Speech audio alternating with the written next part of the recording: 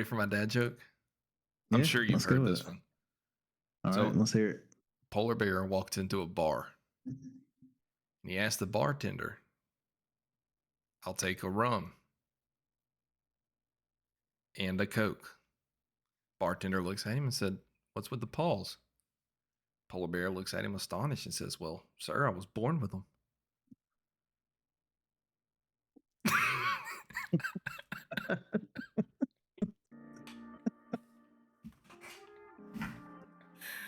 Oh, yes. Oh, it's a good day, Brent. Let's start out with a little joke for the Strange Embers tonight. Yes. Change it up a little bit. So we're bringing a 50 states haunt Michigan tonight. And I've got two that struck me as be really interesting. One of them's kind of a cryptid and a folklore. And I guess you could say the other one's kind of a folklore as well because there's no proven facts on it. But what do you have tonight? I have two as well. One of them's going to be a restaurant with a little bit of history behind it, and the other one is going to be more of a lore based, but pretty much debunked at the same time, but still makes for an interesting story. Oh, yeah, absolutely. So we're going to start tonight off with our normal wheel spin. Spin it. All right. We're spinning it now. Alaska. Okay. So we got Alaska, so we'll type that in right here. Cool. You know any Very nice. spooky things about Alaska off the top of your head? I know Alaska. What should we say? I was about to say harbors a lot of serial killers, but I don't know. Does it breed serial killers coming out of Alaska? Does it harbor them? What does it do? Because there's a lot that come out of there. There is a lot in Alaska. I mean, we've covered what, 2 so far? Yes, probably. And there's still multiple ones left. Yeah. So that's the wheel spin. We got Alaska coming up. That's going to be in a couple weeks. Brent, we're going to record your second episode here soon and have that out for our main podcast, correct? We do have part 2 of the Wild Bill Cody episode that's going to be coming out next week to wrap that up. And I'm pretty excited to give the rest of that episode out there. I thought that part 2 is pretty interesting as well. I can tell you if it's anything like part 1, it's definitely going to be a killer.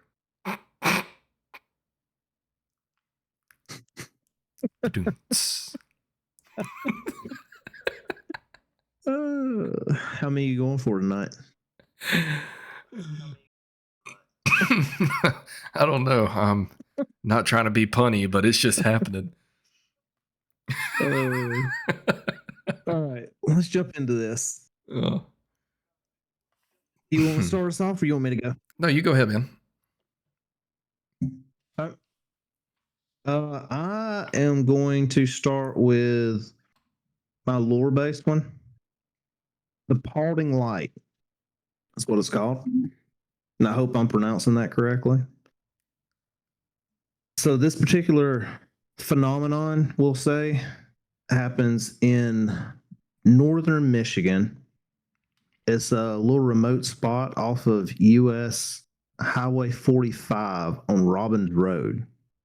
About the time of the day when the sun is beginning to set, darkness is starting to consume the sky. We're getting to that hour. Whenever this happens, there's a small orbs that will appear. There's a telephone line trail that goes down through there, and there's small orbs that will appear. They shimmer, is what's said about them. And these orbs happen about 5 miles away from the spot where people go to where that address is, where people go there, and where the orbs, where you can see them on this power line cut, is about 5 miles away. It all depends on the atmospheric conditions, is what people say. Depends on the color of the orbs they see. Sometimes they're white orbs, sometimes they're a bluish color, sometimes they're yellow, sometimes they're red.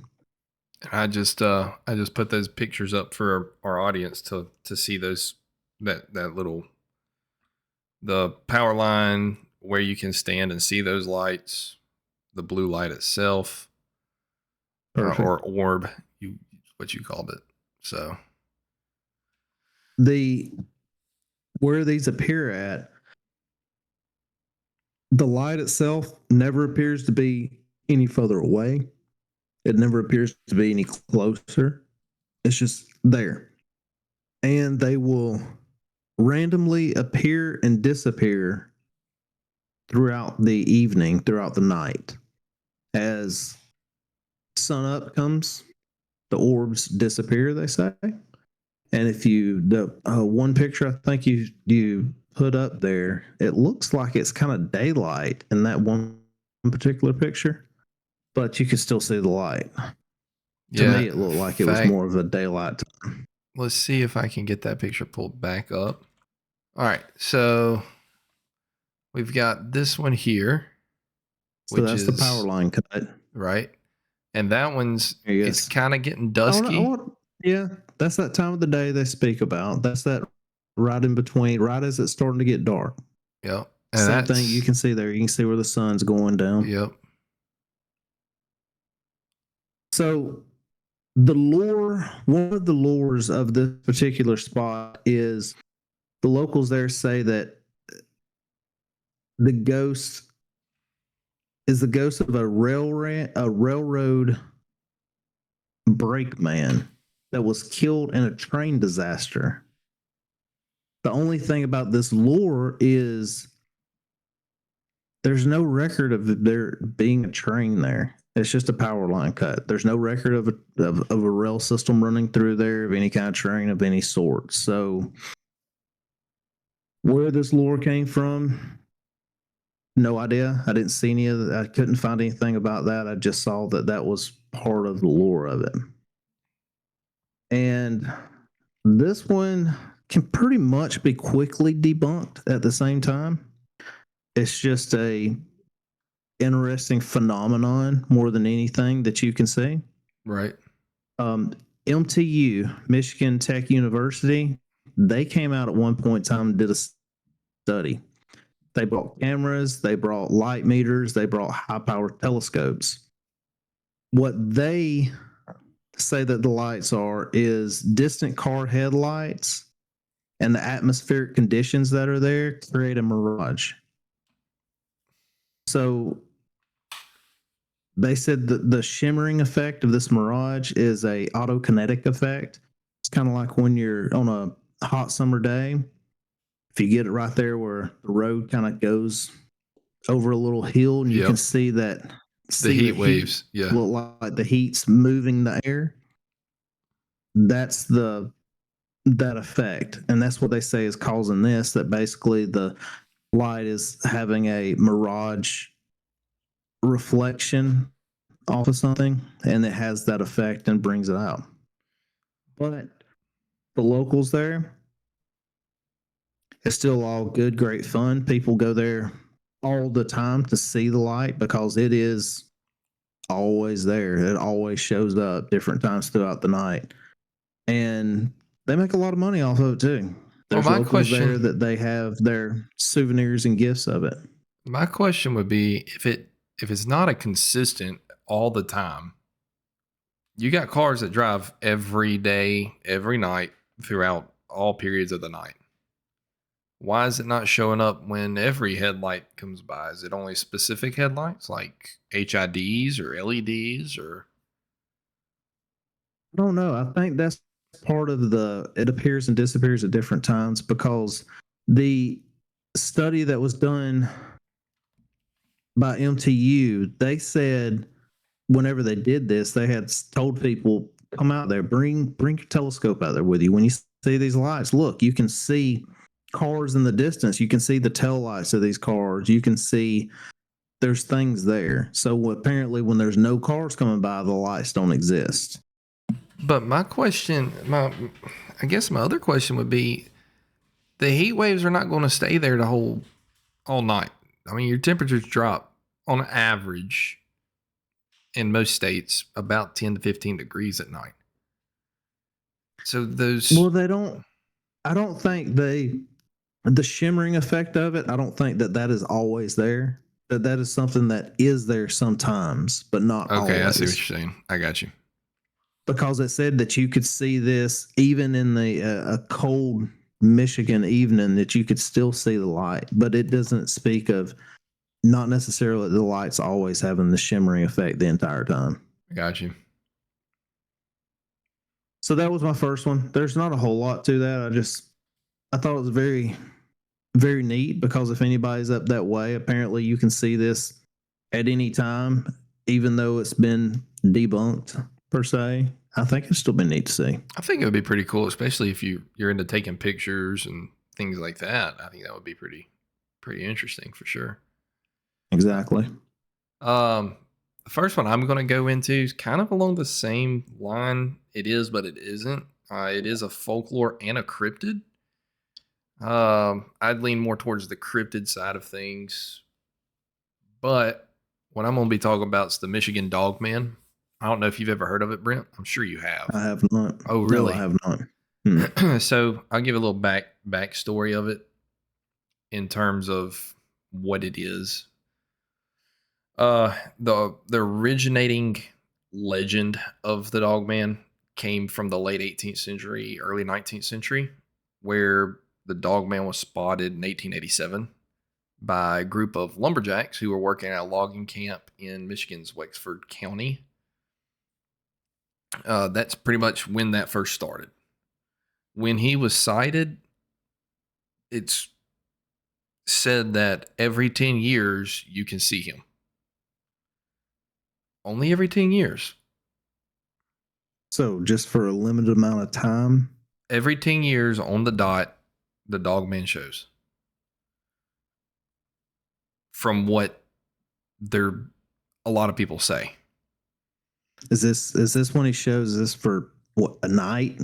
He shows for a night. That's it. Okay. That from what I've seen, it's either for one night or 2 or 3 nights. It's not a full week. It's not a full month. It's only for a very limited time. It's believed that the Dogman was in the woods and he was happy, kind of like Bigfoot.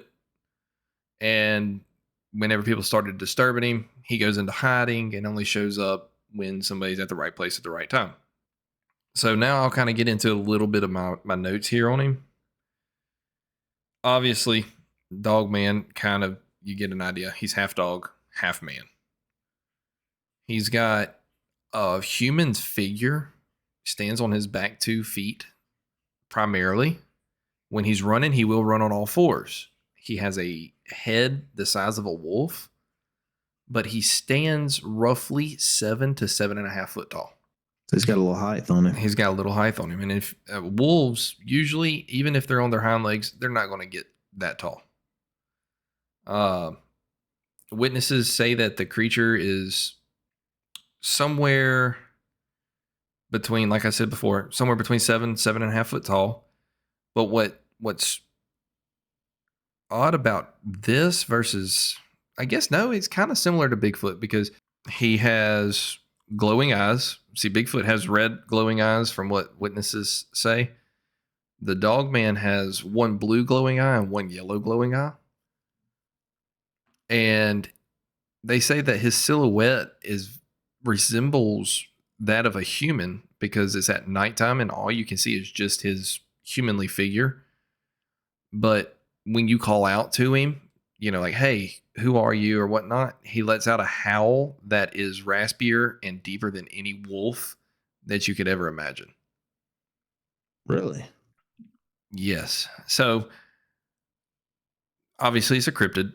So he's going to have those telltale signs of cryptids where they leave their signs His sign that he leaves primarily are footprints in snow and dirt, which are almost like a human-sized footprint, but it has claw marks in it as well, like claw marks at the toes.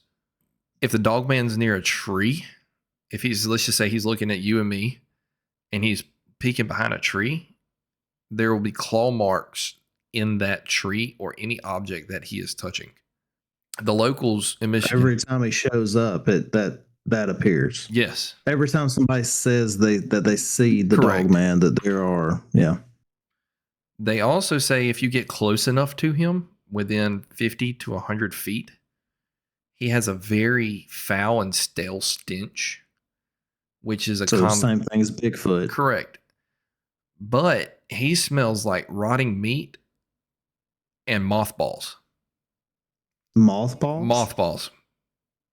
Could you imagine that's a weird combination. That's the exact same word I was about to say. Very weird combination. Since the dogman sightings have occurred primarily in forested and secluded areas across Michigan, we can kind of assume that the dogman likes to stay in those wooded areas. But later on, I got a couple stories from people from a website, drivingandvibing.com, which goes over some of the encounters people had. It's pretty cool. In 1938, a fisherman thought that he encountered a group of wild dogs or wolves near the Muskegon River. I guess that's how you pronounce it. The man fired his shotgun to scare them off because they were really close. The whole pack fled, except for one. The one that stayed stood up on his hind legs, stared directly at the man, gnarled, howled, and then casually walked off. I don't know if he got back down on fours and walked off that way, or if he stood up, said "rawr," and walked away on his back 2 feet. I don't know. What did he say again? "Rawr."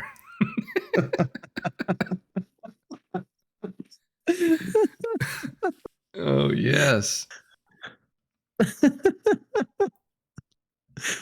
100 years after the first sighting, a Traverse City radio DJ wrote a song about the dog man called "The Legend," and I want to try to find the song so I can actually listen to it. But he did it more so of like a kind-hearted joke, just y'all just is whatever. All right. Once it aired, he didn't expect it, but he received over a dozen calls from people hoping to share their experiences with the dog man. Oh, that's pretty neat. Now, these are some of the experiences that he recorded. One person saw the dog man near his home in Big Rapids, Michigan in 1961. The witness worked as a nighttime security guard for a large manufacturing plant across the street from his house. After an evening shift, he reportedly saw someone scale a fence bordering the building. Thinking it was a burglary attempt to break into the plant, he went outside to confront the person, only to encounter the dog man in his own driveway. Another anonymous witness claims he's seen the dog man not once but twice. First sighting occurred during the witness's childhood in 1988 during recess. The boy was exploring a wooded area near his school's playground when he spotted the creature dashing into a line of trees. Years later, in 2008, the same witness claims he awoke to a noise on the roof of his house. After running outside, the person spied the dog man peering directly at him over one of the eaves. So, we got Cujo on our hands now. Yeah, no, really. So now this thing gets on roofs, up on top of houses. Right. And one of the most recent sightings came from a retired policewoman named Laura Love. While driving through Shelby, Michigan in 2009 with a friend, Love says they saw a large, tall, dark, and oddly shaped creature run out from the left side of the overpass. They described the pair described a tall, half man, half dog with a face resembling a border collie. Love and her friend were so disturbed they didn't speak of the sighting until they returned to Love's home. So when people say half man, half dog, what are they seeing? Are they seeing a? I'll tell you what. Here's a slideshow.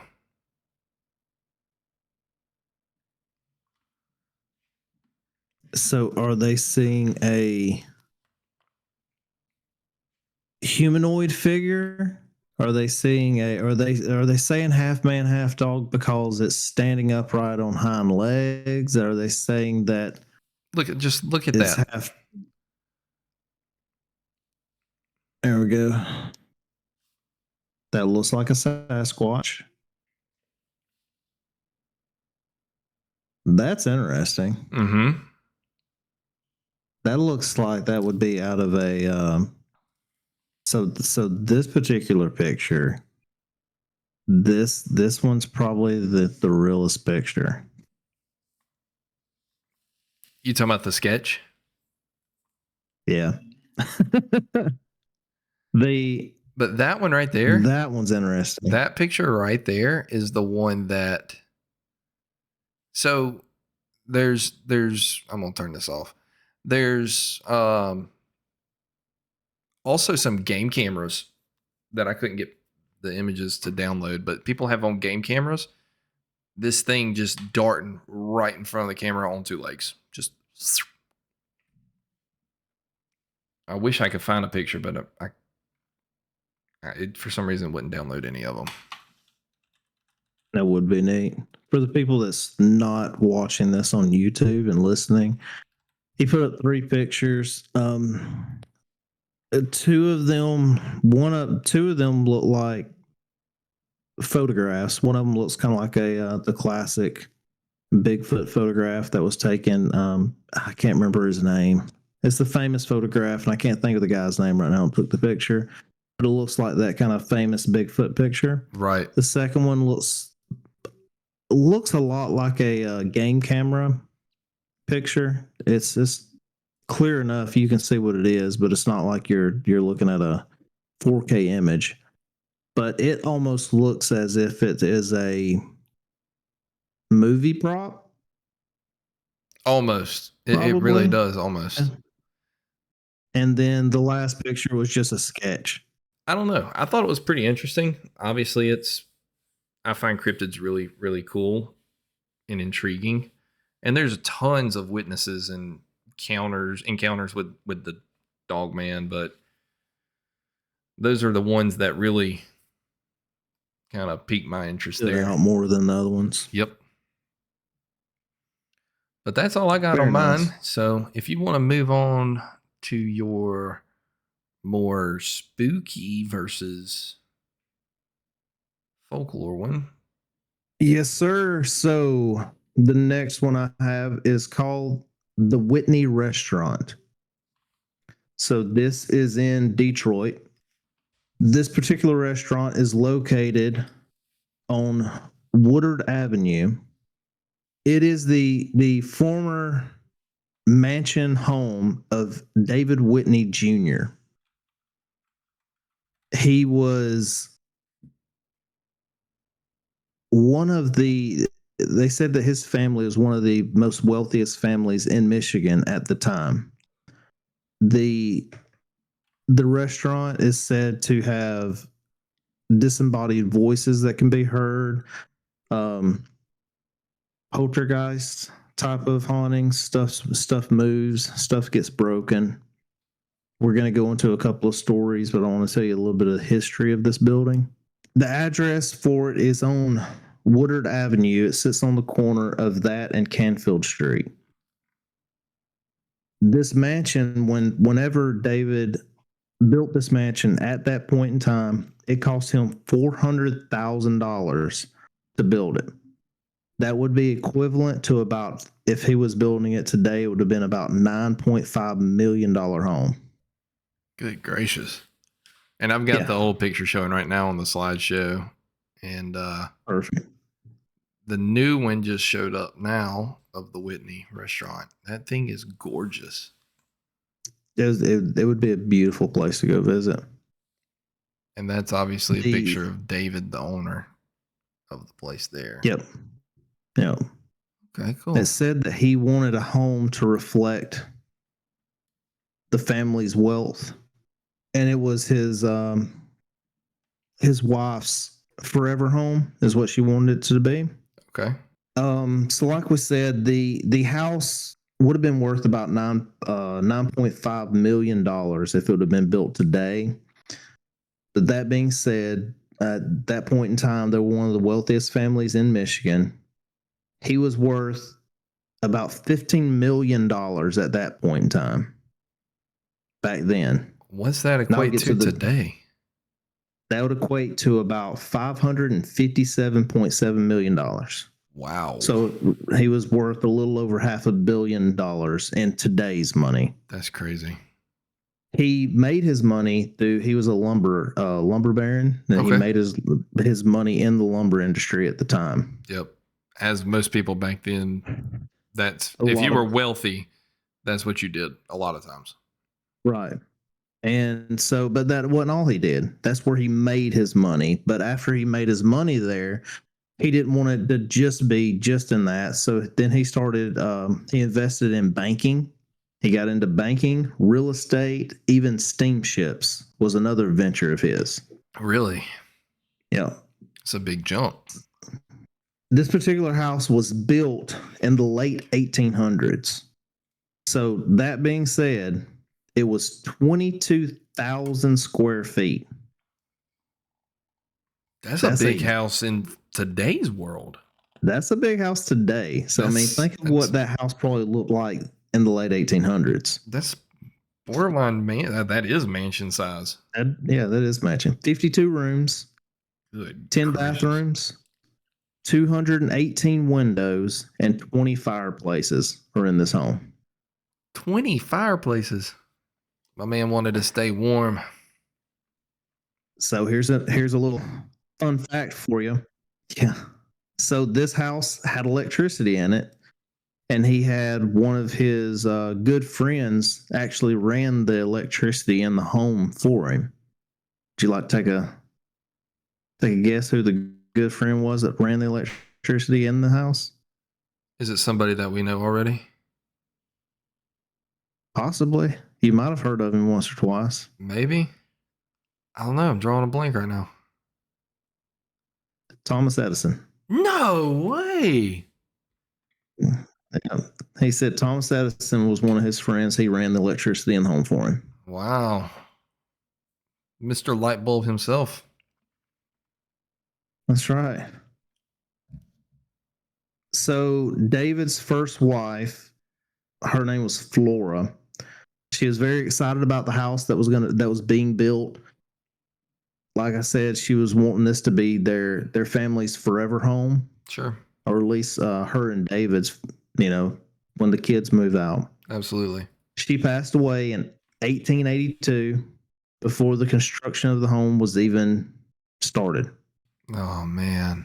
She was there to help, with the blueprints and that kind of thing, but she didn't get to see the home being built. Nor the finished product. About a year after, nope, she didn't get to see it. About a year after Flora died, David did get remarried, and he remarried Flora's sister, Sarah. Oh, so wait a second. Wait a second. Was there some funny action going on behind the scenes that we don't know about? Who knows? Because that's pretty doggone quick to get remarried. Not only are you getting remarried, you're remarrying your deceased wife's sister. That's almost a little on the borderline of twisted, in my opinion. So David died in 1900. Sarah stayed in the home after his death, and she lived there until her death in 1917.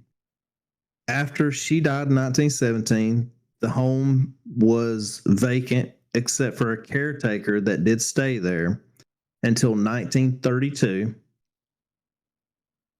In 1932 is when the Wayne County Medical Society moved into the Whitney home. It said that they moved in with zero down payment on the home, and the Whitney estate still paid the taxes on the property as well. I wonder why that is. I don't know. I didn't really find anything telling why it was done that way. I don't know if, I mean, he was a prominent person and, Maybe even up to when he died. So maybe it was just something to do with that. it could have been in his deed too, if he was part of that group or took an interest into that group, or maybe he donated money to that group or something along those lines. It's like, hey, look, when I pass away, I've got this huge place. If y'all need somewhere to do your practices, you can do it here.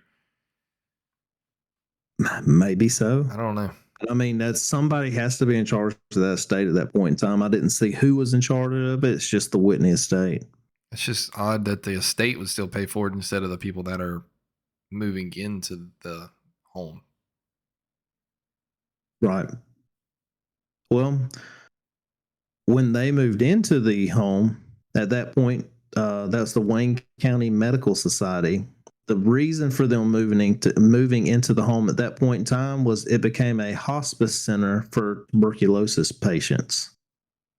Here we go again. A hospice place is a place where people go to Easily die. comfortably. Yep.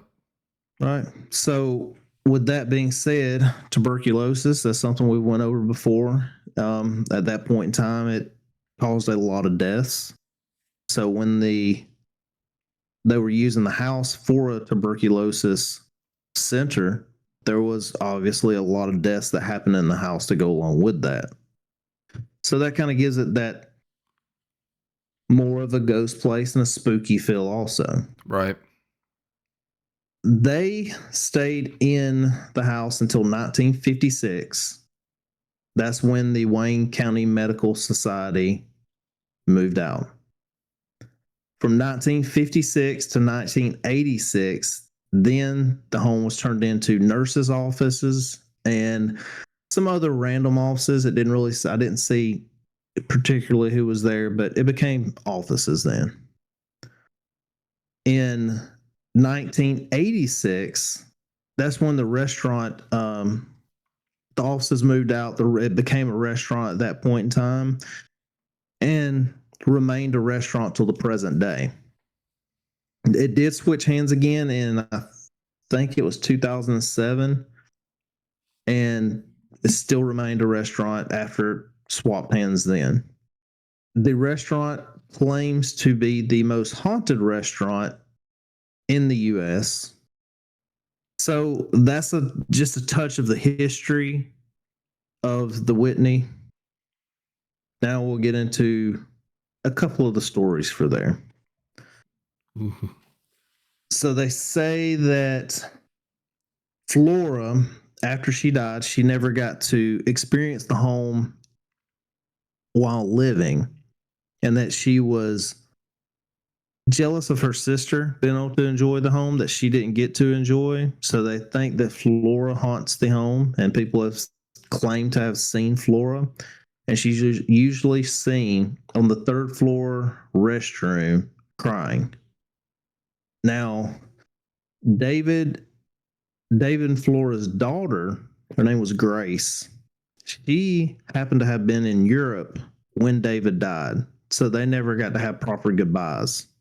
When Grace was still around Michigan, anytime that she came back home to visit, and I'm taking it was probably once she lived there as well, she loved having tea in the home's carriage house. The carriage house was next door to it, and she liked having tea out there and looking out of a window. At that point in time, I don't know what was there, but she enjoyed the scenery out of the window and having tea right there. With David, he always made sure when Grace was going to be coming home, David always made sure that the tea set was set up at that particular spot in the carriage house with the window waiting for her, because he knew how much she loved it.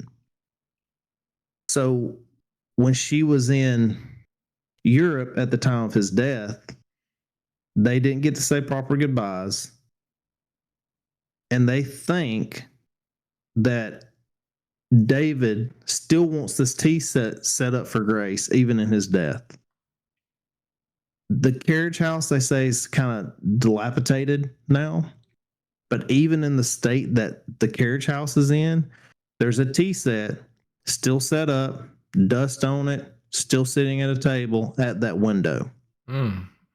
People have tried to move the tea set in the past, but every single time that tea set is moved, the paranormal activity ramps up tremendously. So it's a cursed object. Kind of. Because if anybody tries to move the tea set, china on shelves start getting knocked down and broken, stuff starts moving. It's like David is upset that somebody's moved his tea set that he has set up, waiting for his daughter to come back home again. As soon as the tea set is put back on the table where it's belong, that stops. That's crazy. So when are we gonna go move that tea set? Whenever you're ready. We'll go this weekend. People say they can hear disembodied coughing. Tuberculosis. Correct. Also, at one point in time, I tried to find this audio clip and I have not found it yet. But even if I find it later, I will drop it into, if I have to, I'll drop it on Instagram. I'll drop it somewhere else for people to see also. I really wanted to find it for this. Maybe a YouTube short. I could do that. There was a ghost hunting crew.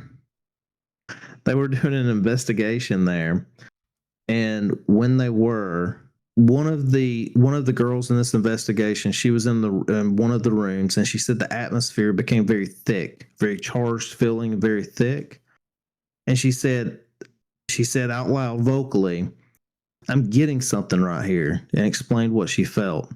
They did not hear anything, but later when they were reviewing the audio of that particular part of the night, there was a disembodied voice that spoke after she said that, and it said they said it was clearly heard. It said, "That's right. I am still here." That's a pretty good one. I'd like to find the audio. I don't know the name of this particular ghost hunting crew that was there, but if I can find this audio, I really want to hear it. Yeah, that's interesting.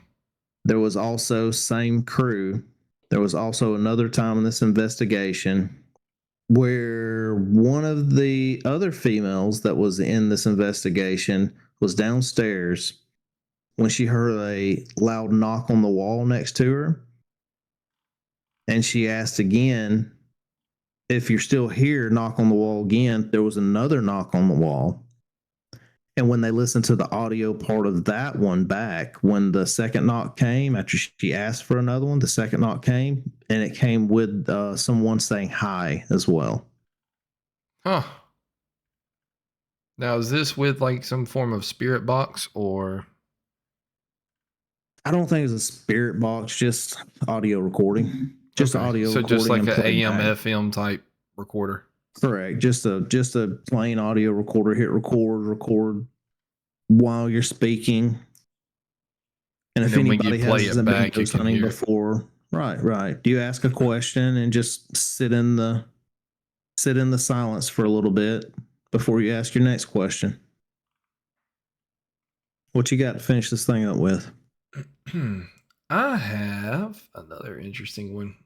It's kind of a vast area. It's called Mackinac Island, spelled Mackinac. So I was pronouncing it Mackinac, but I was corrected on my enunciation and pronunciation of that. It's Mackinac. It's in the Great Lakes. It was home to Native Americans, assumed to be 700 years prior to the European invasion or exploration, I guess you would say. Known by the natives to be home of the,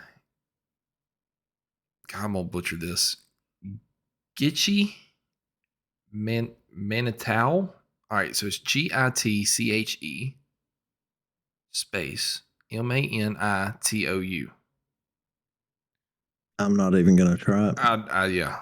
Anyway, that I'm gonna let just one of us butcher it tonight. That'll be good yes, I'm enough. good with that. That equates to the Great Spirit. That's what that means, the Great Spirit. Legend has it that Mackinac Island was created by the great heir Michabou, Michaboou, and was the first land to appear after the Great Flood receded. The island was also a meeting place for tribal rituals and offerings to the Great Spirit, and is also the burial ground to many tribal chiefs. On top of that, after Europeans explored it, Americans got there, it was also home to one of the first federal fur trading stations. So a lot of history. Federal fur trading. Federal fur trading.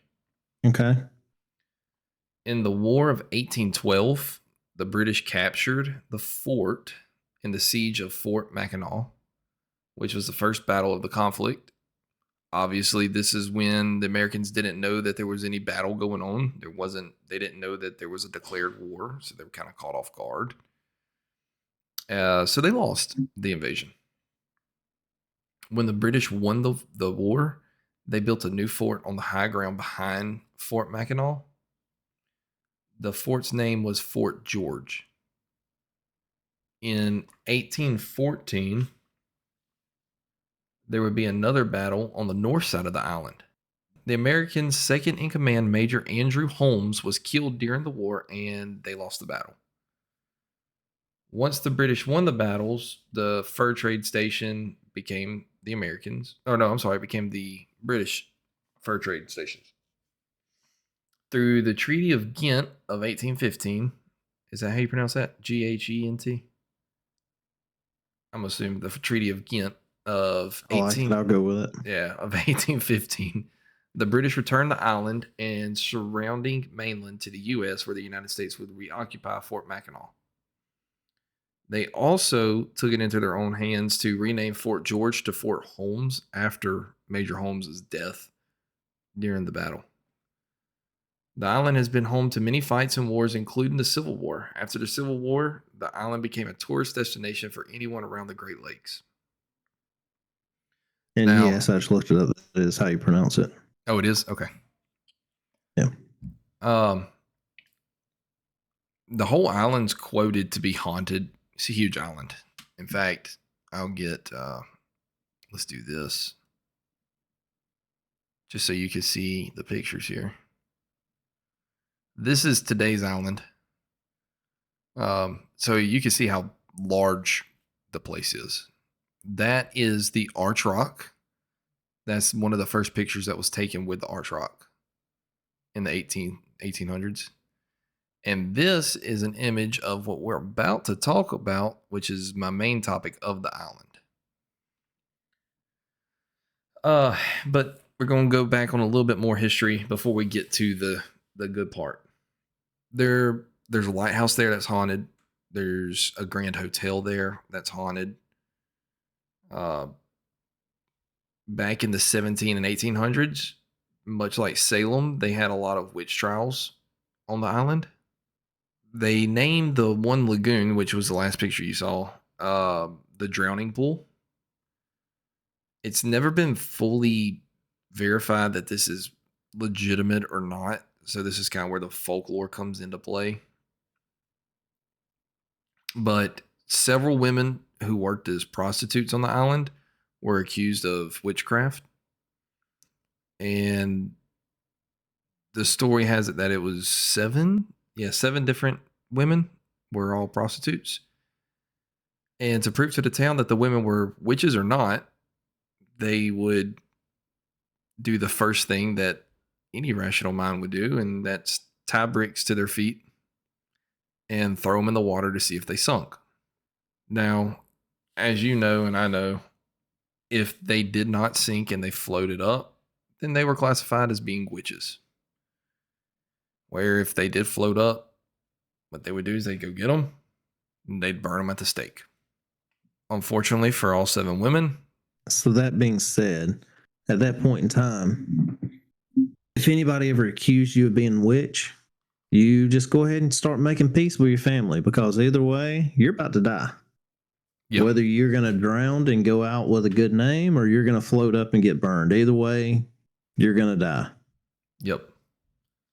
So the lagoon, which is what they claim to be the drowning pool, is off of Mission Point on Mackinac Island. They were thought to, if you were to be sunk, your soul would go to God and he would have your immortal soul, basically. Then we went to, if they did float, burned at stake, just like Brent said. It's a lose-lose either way. One, if you lived back then, didn't do anything stupid that was out of the ordinary, and you wouldn't be accused of witchcraft. It's that simple. So you say. Yeah, that's true. That's true. Now, obviously, with this not being a verified thing, Michigan did have a ton of witch hunts that took place. So we'll get into a little bit of the reports on the drowning pool, and then we'll be done with this. Some reports stated that they would see dark figures. Didn't specify how many, but dark figures during the day and night come out of the water and hover over the water and just be there. No ripples in the water, no splashing, just a dark figure come up, stand there for 10, 15 seconds and disappear. Another report, which is a local fisherman, stated that if you're near the lagoon, you'll hear splashes, but it's not your typical normal splashes. It's the sound of what he quoted, boulders being thrown into the water, followed by another boulder simultaneously behind it. But when you look at the lagoon, you don't see anything. There's no ripples. There's no waves. All you have is that audible splash sound. Is there any other water close to that lagoon if you were standing beside it? No, it's like its own secluded little pond, pretty much. There's no easy way to debunk that. No, there's not. There have been paranormal investigations there that had high EMF spikes, and there was also some audio recordings. Ultimately, I think it's kind of a far-fetched, but if we were to do it, we need to do it on the 10th year of the Dogman sighting so we can get 2 birds knocked out with 1 stone. Could. It's too bad the Dogman don't appear on the island. Then you can really sum the whole thing up real quick. That would be pretty cool. So to go back on the whole island itself, the same paranormal group went to the remaining island to do investigations. They said they went to the Grand Hotel, which they saw a demon-like figure with glowing red eyes appear in the shadow at the theater and charge after them. Like just dart out of the shadows right at them, got about 10 feet, knocked them off their feet. Just the amount of force and energy that was coming at them, knocked them off their feet and disappeared. And nothing on video from it. Nothing on video. Yep. And there's also both of the forts, Fort Holmes and Fort Mackinac, have been known to, much like a lot of forts in the Civil War era, still have soldiers that walk around. You still hear the clinging of guns and ammunition and their shoes and stuff like that. But that's it. That's all I got for tonight, man. So let's talk about those witches for a minute. Okay. So with the whole witch hunt part of it, you made the statement, as long as you keep yourself in line, basically, then you're okay. Do you know how many during the witch hunt era, shall we say? Okay. Do you know how many women were falsely accused and drowned? Off the top of my head, the number, no, I don't, but I know it was a lot. I don't mean number, but all of them. Out of this whole entire thing, the crazy part is I'm trying to remember exactly where it was at, and it wasn't Salem. It was another part up there It was before Salem really became hot and heavy with the whole witch hunt trial thing. But there was tons because all you had to do is be accused. And a lot of the times, if somebody was sick, they would blame it on whoever it was in the village they didn't like that they were putting a hex on them. So they were a witch. They would go through the whole process. Makes sense. And a lot of these that I have read about in the past, it was like girls that were 10 years old Really? saying, they're all like a lot of the ones are like preteen girls and very young teen girls and stuff as that going and saying, well, Miss Jones over there in the cottage put a hex on me, and that's the reason I'm sick right now. Well, that I means, see. and there was a lot. I mean, a lot of cases like that, and not only those. There was a lot of men that wanted to get rid of their wives at the time that their wives became witches. Mm-hmm. A lot of men got rid of wives in that manner. That's interesting. Maybe that's something we should cover one day. Yeah, I do. I would like to go over some of the witch trial events because there are a lot of very, very interesting events that transpired in that time as well. Yeah. Well, that's a cool little history lesson there. Do you have anything else to add tonight? I do not. What do we got next week? Which one was it? Alaska. Alaska. That's right.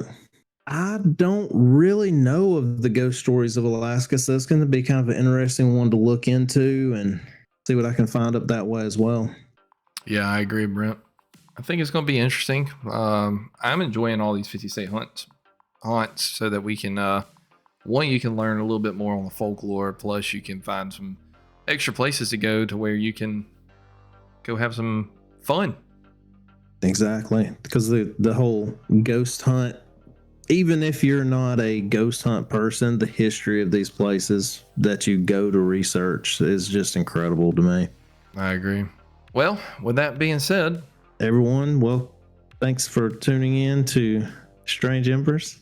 And don't forget that every time you sub, like, share, all that, it helps us out a ton. Thank you.